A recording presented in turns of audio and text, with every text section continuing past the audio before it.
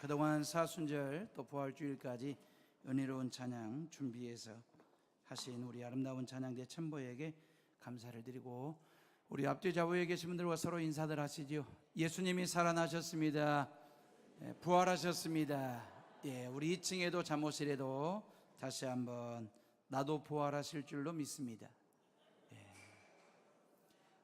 어제 저녁에 제가 설교를 좀 마무리하고 이메일로 제 아이패드에 넣어서 강단에 올라와야 되기 때문에 이메일 보내려고 이렇게 이메일 확인하러 들어갔다가 몽골에서 선교사님 부부가 편지를 보내셨길래 어떤 내용인가 하고 이메일 내용의 편지를 먼저 읽어봤습니다. 저희들이 보내드린 선물 박스를 몽골 선교사님 부부가 받으신 거예요. 거기에 대한 답글로, 감사의 글로 어젯밤 늦은 시간에 저에게 메일로 들어왔던 걸 제가, 첫 페이지는 일상적인 인사말 정도 되고요. 두 번째 페이지에 보면 몇 년 전에 어떤 소포에서 세금을 낸 적이 있어서 오늘 얼마의 세금을 내면 되겠구나 라는 생각. 그런 데는 그냥 찾는 게 아니고 또 그 물건에 대한, 물류에 대한 세금을 내는 모양입니다. 세관원이 상자 물품 검사를 마치고는 사진을 찍고 용지를 하나 주면서 쓰라고 하네요. 빈칸에 이름과 물품을 간략하게 쓰고 여권을 복사해서 가져다 드리니 모든 것이 오케이 되었다고 하며 세금 없이 물건 가지고 가라고 하네요. 할렐루야. 이것이 무슨 상황인가? 하나님께서 나의 마음을 위로해 주시려고 하네. 이렇게 쉽게 세관 통관이 되다니, 감사합니다 하나님. 물품을 찾아서 집으로 오는 중에 상자 안에 있던 편지를 나는 차 안에서 몇 자를 읽었는데 해오름교회 임지영 목사님, 김주현 성도님, 난 아는 사람이 없는데 어떻게 나를 알고 왜 보내셨는지, 혹 잘못 배달된 것은 아닌지 집에 도착하여 편지를 자세히 읽는 중에 마음의 감격과 눈물이 고이며 가슴이 울컥해지더라고요.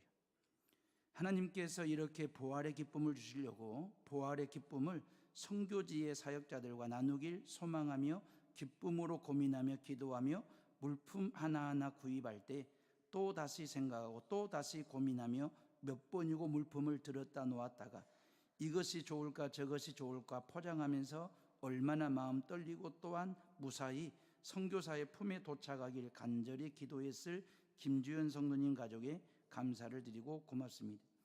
편지를 다 읽고 난 후에 전후 좌우 사정을 알게 되었습니다.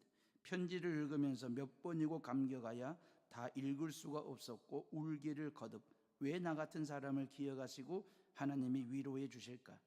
선교 사역 23년 동안에 부활절 선물을 처음 받아보았습니다. 와우, 그리 돼 있어요. 물품을 하나하나 보면서 너무 감사했습니다. 김주현 성도님의 가정에 따뜻한 마음을 받았습니다. 그리고 꼭 필요한 것이 왔습니다. 며칠 전부터 참기름을 사야 하는데 그 말이에요. 참기름이 왔습니다. 참치가 먹고 싶었는데 한국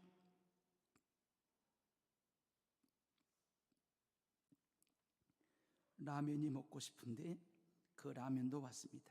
꼭 필요한 것이 왔습니다. 감사합니다.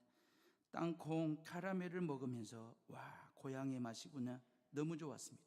아내도 저녁에 돌아와서 내게 꼭 필요한 것을 보냈네 라고 즐거워했습니다.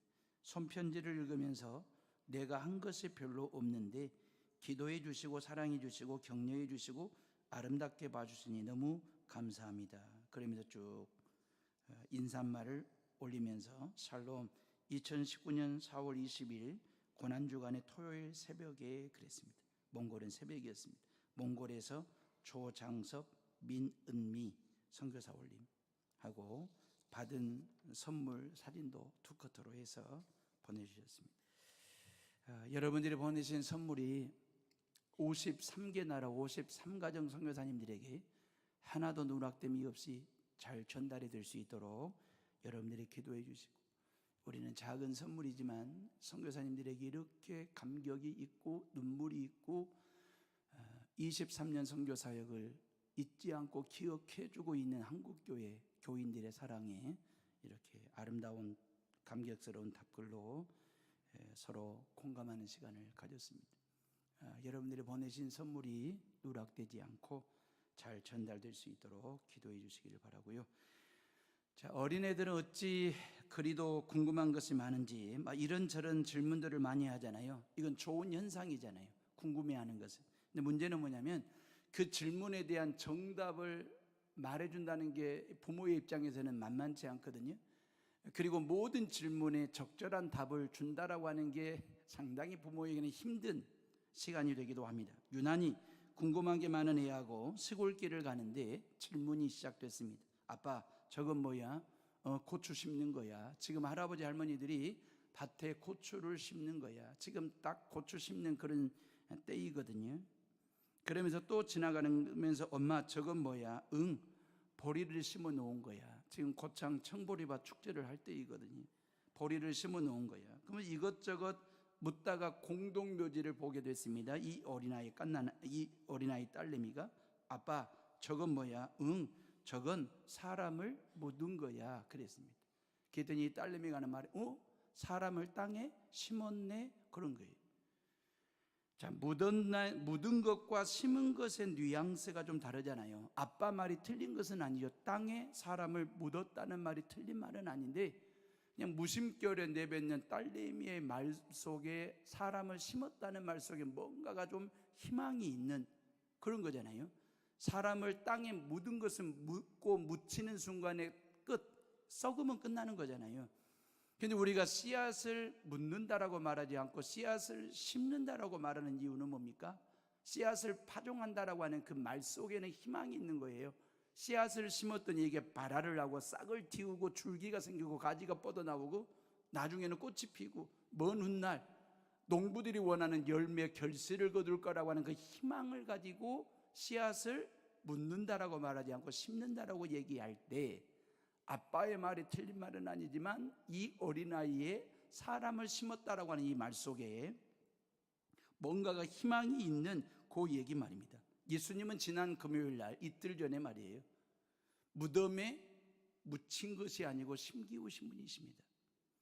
무덤에 심기웠던 그 예수 그리스도께서 사흘 만에 오늘 새벽에 다시 살아나시고 다시 부활하셨으니까 우리도 그렇게 다시 부활한다라고 하는 게 기독교 신앙의 핵심이거든요. 예수님이 다시 사신 것처럼 우리도 다시 부활할 수 있다, 부활한다라고 하는 것이 기독교 신앙의 골격이 되고 뼈대가 되거든요. 성도의 부활은 하나님의 약속이고 성경의 가르침인 것입니다. 그런데 이런 부활은 말입니다, 반드시 죽어야 한다는 것입니다. 죽지 않으면 부활도 없어요. 십자가 죽음이 있었기에 다시 부활하신 것이거든요.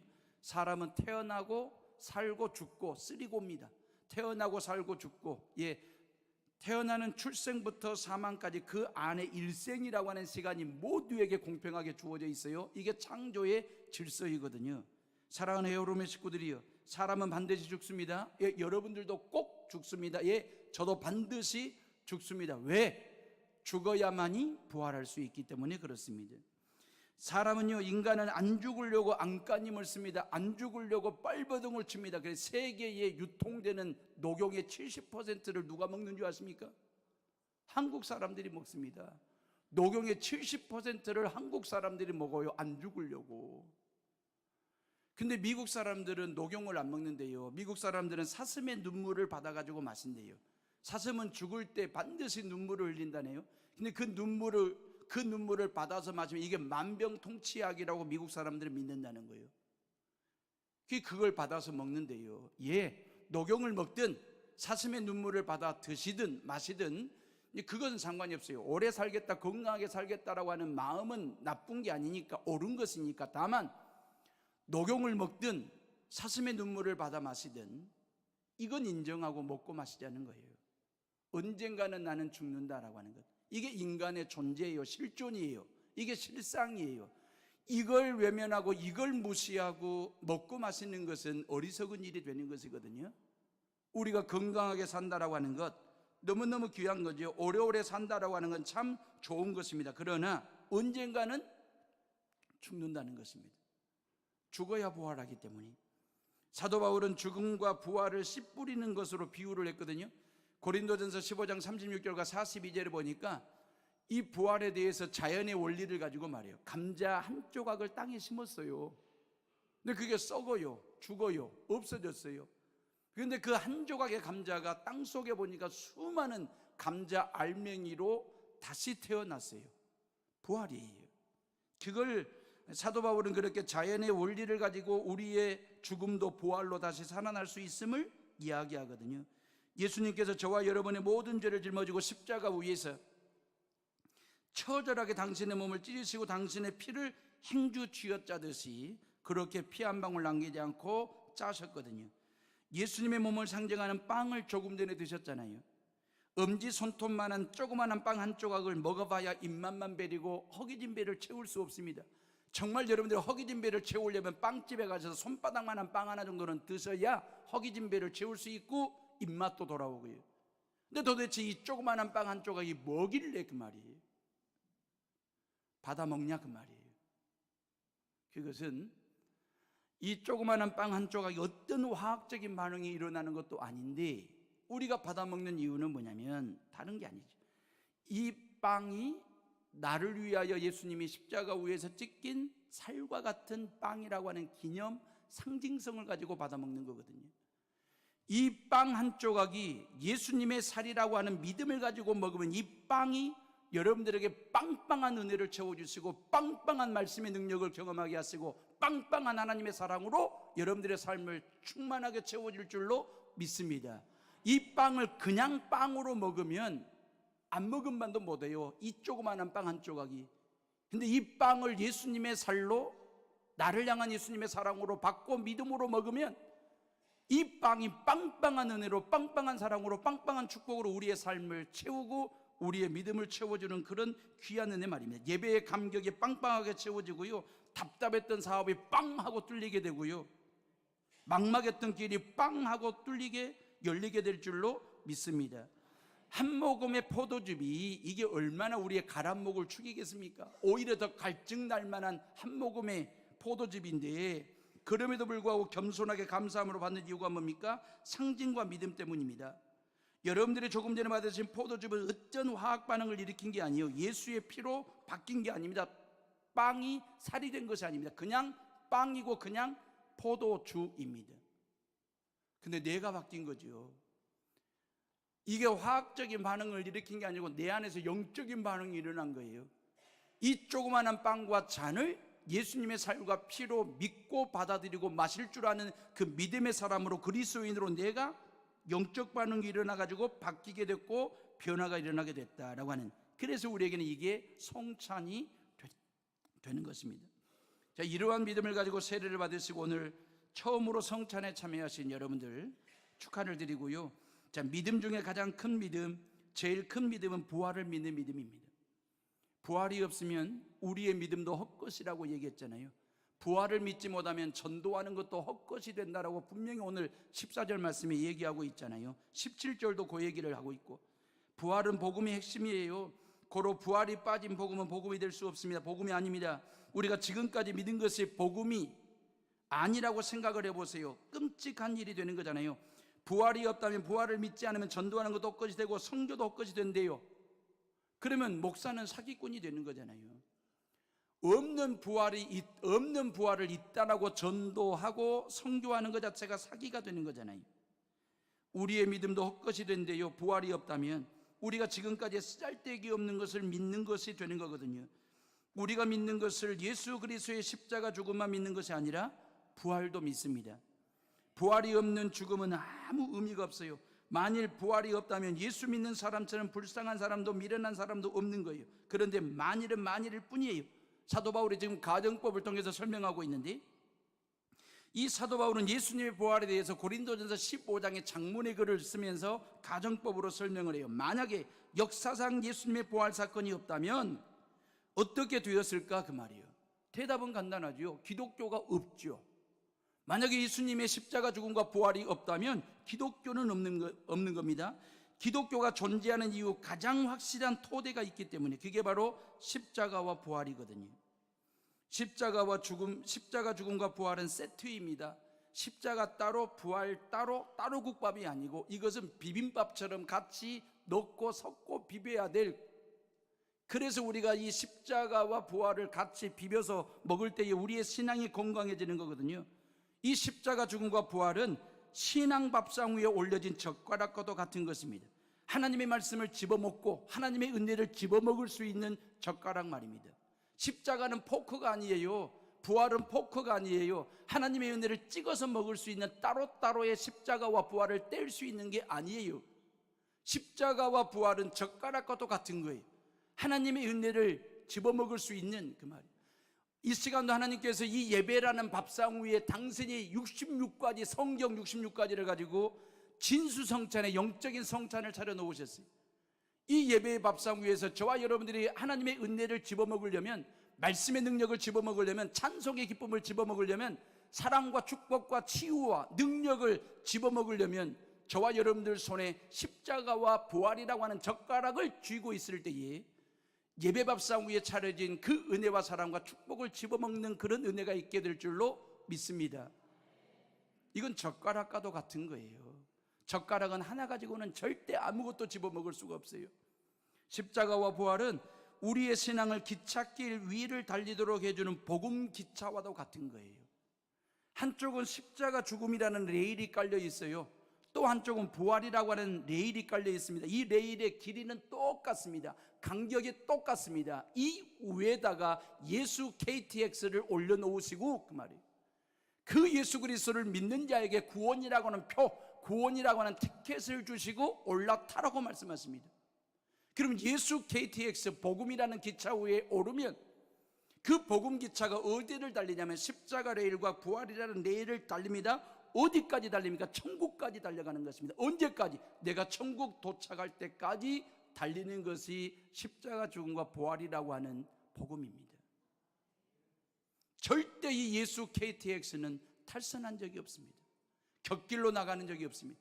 저와 여러분들이 무사히 천국 도착할 때까지 십자가와 부활이라고 하는 레일 위를 예수 KTX가 우리를 타고 우리를 태우고 달리는 것입니다. 이 믿음에서 벗어남이 없는 믿음을 가지고 살아가는, 절대로 아무도 내리는 사람 없이 천국까지 예수 기차 타고 달리는 성도들 되시기를 주님의 이름으로 축원합니다. 이런 믿음이 없으면 우리는 여전히 죄 가운데 있는 거예요. 오늘 17절 말씀에 그랬잖아요. 그리스도께서 다시 살아나신 일이 없으면 너희의 믿음도 헛되고 너희가 여전히 죄 가운데 있을 것이요 그랬어요. 예수 부활이 없다면 믿음도 없고 구원도 없는 거예요. 그렇기 때문에 죄 가운데 사는 거죠. 될 대로 되라는 식으로 사는 겁니다. 아무데나 가는 것입니다. 아무거나 먹는 것입니다. 아무거나 핍니다. 아무거나 다 합니다.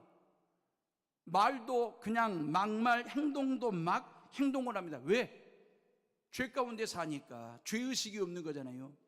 죄의식이 없다니까 내 마음대로, 내 생각대로, 내 의지대로, 내 경험대로, 내 마음대로 살아가는 삶을 사는 거예요. 그래서 버닝썬 같은 클럽도 가고 5.18에 대한 폄훼하면서 세금 축내는 괴물 집단이라고 막말도 하고 세월호 유각도들이 징하게 회쳐먹는다고 막말하는 죄의식 없는 그런 식작층들 말입니다. 고위직에 있는 사람들 말입니다. 왜 그럴까요? 아직 죄의식이 없어요. 부활이 없으니까. 십자가 죽음에 대한 믿음이 없다 보니까. 얼마나 죄 가운데 사는 인간이 저지를 수 있는 난잡하고도 추잡한 죄악이 뭔지를 우리는 요즘 보고 있거든요. 스마트폰 하나가 사람의 영혼을 피폐하게 만들고 인간관계를 깨트리고 얼마나 무섭게 하는지 보여주고 있지 않습니까? 부활신앙이 없다 보니 죄를 가까이 합니다. 죄인 줄도 모르고 따라갑니다. 죄를 짓습니다. 그런데 부활신앙으로 무장하고 부활의 영광을 소망하며 사는 사람은 죄를 멀리합니다. 죄를 미워합니다. 끝장내는 삶을 사는 것이 아니고 끝내주는 삶을 사는 것입니다. 죄는 우리로 하여금 끝장내는 인생을 살게 해요. 근데 믿음은 우리로 하여금 끝내주는 삶을 살게 합니다. 십자가를 내 안에 반듯하게 세우면 끝장내는 인생이 아니라 끝내주는 인생을 살게 합니다. 부활하신 주님을 내 삶의 주인으로 모시고 살면 끝장나는 삶을 사는 것이 아니라 끝내주는 삶을 해요. 기도 끝내주게 잘합니다. 찬양 끝내주게 잘합니다. 예배 끝내주게 잘 드립니다. 이웃 사랑하는 거 끝내주게 잘하게 되어 있습니다. 항상 기뻐하고 쉬지 말고 기도하고 범사에 감사라고 하신 그 주님의 거룩하신 뜻을 이루는 이제 끝내주는 신앙생활을 하게 됩니다. 언제? 부활신앙으로 무장했을 때, 십자가 신앙으로 무장을 했을 때 그 말이에요. 끝장내는 인생을 살 거냐, 끝내주는 인생을 살 거냐 하는 것은 다른 게 아닙니다. 사회적인 스펙으로 결정나는 게 아닙니다. 재물로 결정나는 게 아닙니다. 권력을 가지고 끝장내는 인생과 끝내주는 인생을 결정하는 것이 아니라 내가 예수 그리스도의 십자가의 죽으심과 부활하심을 믿느냐 안 믿느냐가 끝장내는 인생과 끝내주는 인생을 결정하는 기준이 된다라고 하는 것입니다. 오늘날 한국교회 안에는 도마 같은 크리스천들이 의외로 많아요. 내가 그의 손의 못자국을 보면 내 손가락을 그 못자국에 넣으면 내 손을 그 옆구리에 넣어보지 않고는 믿지 아니하겠노라. 예, 그리스도인으로 포장은 되어 있습니다. 명색의 그리스도인이라고 하는 이름도 가지고 있습니다. 근데 그 안에 내용물이 십자가 신앙과 부활 신앙이 없어요. 그리스도인이라고 포장은 됐는데 그 안에 내용물에 십자가 신앙과 부활 신앙이 없어요. 십자가 죽음에 대해서 반신반의하고 부활에 대해서 의심하면서 교회를 다니는 거예요. 16세기 르네상스 말입니다. 이건 종교개혁과 함께 인류 역사의 한 획을 긋는 사건이었습니다. 사상사의 흐름, 영향을 줬던 게 바로 르네상스 운동이잖아요. 인간을 종교로부터 탈피하여 인간 이성 중심의 삶을 살 수 있다. 하나님을 배제하고 하나님을 제껴도 얼마든지 인간의 이성과 경험을 통해서 얼마든지 다양한 지식을 얻을 수 있고 정보를 얻을 수 있다. 인간 이성 중심의 삶을 살 수 있도록 길을 튼 것이 르네상스 운동입니다. 철저하게 이성 중심의 삶을 살라는 거예요. 이런 영향을 받아 영국의 베이컨이 경험론을 주장하게 된 거잖아요. 인간이 경험한 것을 이성으로 이해하는 지식을 만들어낸 거예요. 그게 경험론이에요. 프랑스의 데카르트는 이성 철학을 만들어냈잖아요. 고로 나는 생각한다, 고로 나는 존재한다라고 하는 명제를 만들어냈죠. 그리고 독일의 칸트나 헤겔 같은 철학자는 소위 관념론을 만들어가지고 이성 중심의 합리주의를 강조하게 된 것입니다. 예, 경험론이나 이성철학이나 관념론, 예, 철저하게 하나님 신앙을 배제하고 인간의 이성을 절대시하는 사상입니다. 인간의 이성으로만 이해할 수 있는 것만 지식으로 받아들이는 거예요. 합리적으로 납득되는 것만 받아들이는 거예요. 이것을 이성적 지식주의라고 이야기하는 것입니다. 요즘 사람들도 이런 이성적 지식주의에 빠져 살다 보니까 기독교 신앙이 납득이 되지 않는 거예요. 이성적으로 받아들일 수가 없는 거예요. 십자가 죽음을, 부활을 받아들일 수가 없는 거예요. 왜? 이성적 지성주의에 빠져 있으니까. 그러니까 하나님을 등지는 거죠. 믿다가도 하나님을 저버리고 떠나가는 것입니다. 이런 이성적 지성주의가 20세기로 접어들면서 과학주의로 말입니다. 과학기술주의로 둔갑을 했든지 변형이 되었든지 그렇게 발전을 해요. 과학이라고 하는 것은 글자 그대로 눈에 보이는 가시적인 세계만 연구하는 거잖아요. 연구에서 의미 있고 가치 있는 정보들을 삶에 적용해 주는 것이 과학기술주의잖아요. 알고 믿는 시대를 연 것입니다. 알아야 믿는, 충분히 연구하고 검증하고 어떤 데이터에 근거해서 믿는 것 과학주의입니다. 그러니 믿고 나서 아는 신앙은 어리석은 거라고 얘기하는 거예요.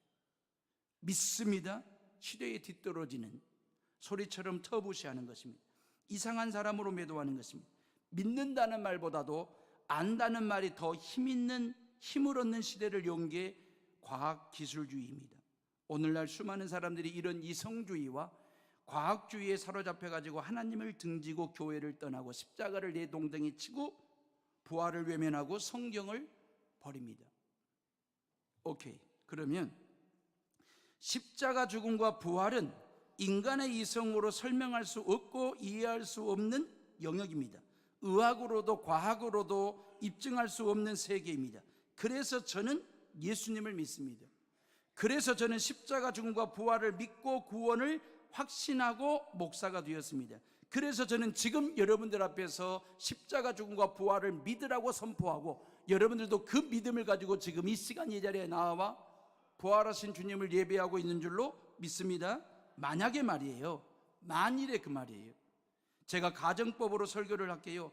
만약에 예수 그리스도의 십자가 죽으심과 부활에 대해서 이성적으로 다 이해가 되고 철학적으로 다 설명이 가능하고 의학적으로 과학적으로 다 입증할 수 있는 사건이라고 한다면 죄송합니다.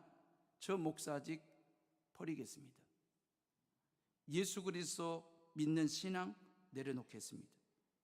인간의 아둔한 머리로 이해되어지는 예수님이라고 한다면, 인간의 이런 속 좁은 마음으로 받아들일 수 있는 십자가이고 부활이라고 한다면, 고치는 병보다도 고치지 못하는 병이 훨씬 많음에도 불구하고 그런 의학과 과학으로 입증되어지는 예수라고 한다면 믿어야 할 필요가 뭐 있겠습니까?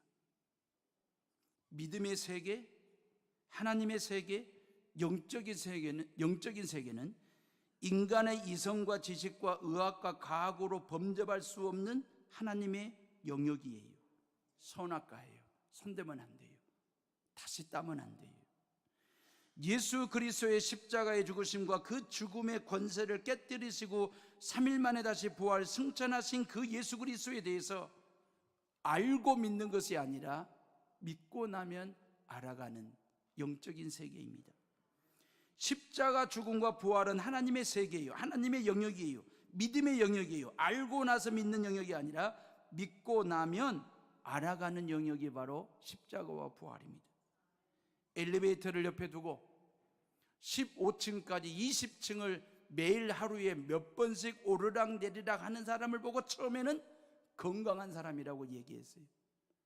근데 그 엘리베이터에 들어가서 믿음을 가지고 버튼만 누르면 나를 순식간에 15층, 20층에 올려다 주는 그 엘리베이터를 놓고도 계단으로 하루에도 몇 번씩 오르락 내리락 하는 사람이 처음에는 건강한 사람인 줄 알았는데 알고 봤더니 띠란 사람이에요.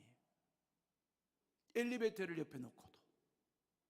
미국까지 가는데 비행기를 만들어서 가겠다 하는 사람이 똑똑한 줄 알았어요. 영리한 사람인 줄 알았어요. 근데 나중에 알고 봤더니 그리 미련한 사람이 없는 거예요. 미국은 비행기를 만들어서 가는 나라가 아니라 만들어진 비행기를 타고 가는 나라예요. 천국은 내가 만들어서 가는 나라가 아니에요. 구원은 내가 만드는 것이 아니에요. 예수 그리스도께서 십자가 죽음과 부활을 통해서 완벽하게 만들어 놓은 그 구원을 내가 믿음으로 받으면 되는 거예요. 엘리베이터 안에 들어가 믿음으로 버튼을 누를 때에 내가 원하는 층까지 올려다 주듯이, 비행기에 타기만 하면 미국도 영국도 데려다 주듯이, 천국이라고 하는 것은, 구원이라고 하는 것은, 믿음이라고 하는 것은 바로 그런 거예요. 예수 그리스도의 십자가의 죽음과 부활을 내가 믿으면 그 말이에요. 죄사함이 주어지고 하나님의 자녀됨의 권세가 주어지고 구원이 은혜로 주어지고 천국 가는 백성으로 바뀌게 되는 그 놀라운 그 은혜와 그 사랑과 그 약속을 내가 믿으면 되는 거예요. 천국은 믿음으로 가는 나라지, 믿음으로 받는 것이 구원이잖아요. 이런 믿음이 흔들리고 있는 도마에게 찾아오셔서 요한복음 20장 27절에 보니까 믿음 없는 자가 되지 말고 믿는 자가 되라. 너는 나를 본고로 믿느냐 보지 못하고 믿는 자가 더 복되도다 그랬어요. 이 말을 제가 이렇게 풀어볼까요? 도마야, 너는 어떻게 십자가 죽음과 부활이 이성적으로 이해가 되어야 믿겠냐? 그냥 믿어. 그러면 더 큰 복을 받아. 도마야, 이 십자가와 부활이 과학적으로, 의학적으로 아니면 철학적으로 입증되고 설명이 되어질 때에 믿겠느냐? 그냥 믿어. 그냥 믿으면 네 믿음이 너에게 더 큰 복이 주어진다라고 말씀하시고 약속하신 거거든요. 의심하는 도마를 꾸짖거나 나무라신 분이 아니라 그 의심하는 도마를 보듬어 주시고 품어 주시고 안아 주시면서 도마야, 이성적으로, 지식적으로, 경험적으로, 과학적으로, 의학적으로, 철학적으로 믿으려고 하지 말고, 알고 믿으려고 하지 말고 그냥 믿어. 그러면 알아지게 돼. 그러면 그 믿음이 너에게 더 큰 복이 된다 말씀하셨어요. 프랑스에 야심찬 영웅이 있었습니다. 이 사람은요, 야심찬 영웅이 기독교를 추종하는 사람들이 전 세계적으로 수십억 명이 되는 걸 알고 놀랐어요. 그래가지고 예수님처럼 종교를 하나 만들어 보고 싶어가지고 성직자를 찾아와서 뭐라고 영웅이 묻냐면, 목사님, 나도 예수님처럼 종교를 하나 만들고 싶습니다. 역사상 가장 위대한 종교를 만들 수 있는 비결을 좀 가르쳐 주세요. 그랬더니 그 목사님이 정중하게 이렇게 대답을 하셨습니다. 예, 한 가지 방법이 있습니다. 그게 뭡니까?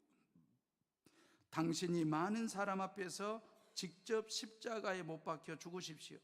그리고 3일 만에 다시 살아나십시오. 그러면 기독교와 같은 위대한 종교를 만들 수 있을 것입니다. 그랬어요. 이 말을 듣고 그는 새로운 종교 만들기를 포기하고 집으로 돌아가 버렸습니다. 새로운 종교 만들기는 당연히 포기해야죠. 다만 예수님의 십자가 죽음과 부활을 믿는 믿음만 포기하지 아니하면 위대한 하나님의 아들로 딸로 그리스도인으로 살아가게 될 줄로 믿습니다.